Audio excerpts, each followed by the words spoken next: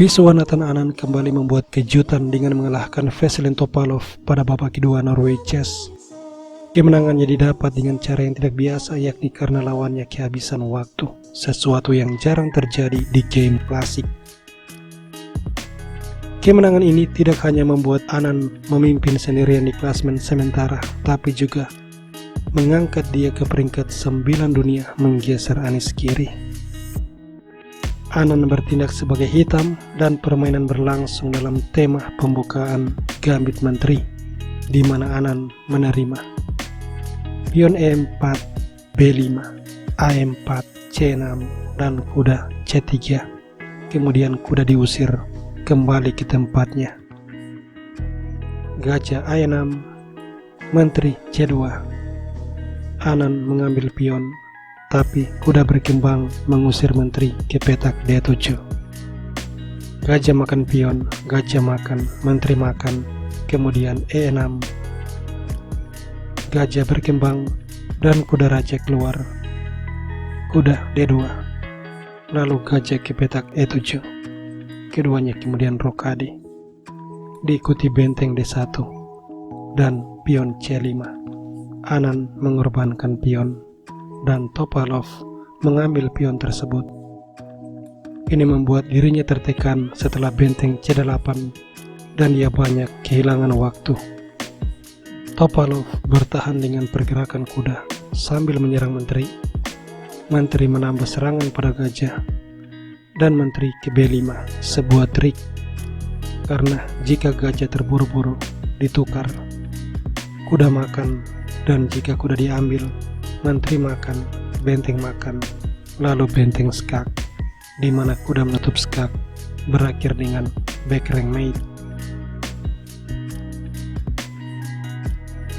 Maka di sini Anand memutuskan A6, memaksa menteri makan pion, lalu kuda menyerang menteri dan menteri mundur ke belakang. Di sini terlihat Topalov memiliki pion mayoritas, tapi hal ini sama sekali tidak berguna karena dirinya berada di bawah tekanan setelah pergerakan benteng. Gajah ditukar, menteri makan, kuda D2, dan kemudian menteri B4 menekan sayap menteri.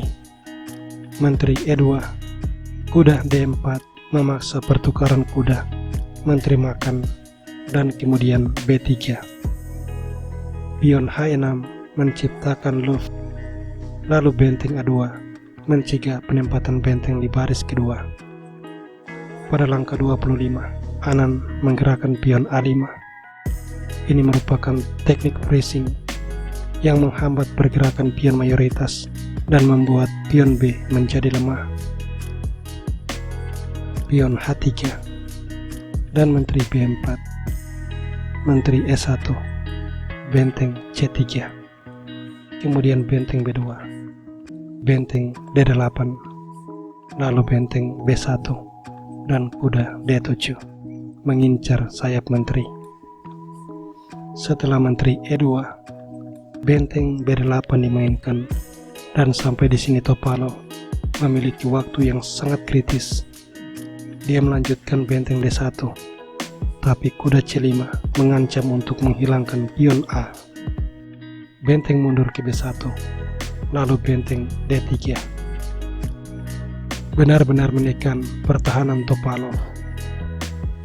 Pion E5, benteng D5, lalu kuda C4, dan benteng ditukar skak. Menteri makan, kemudian kuda makan pion. Benteng menyerang kuda. Kuda berbalik menyerang menteri.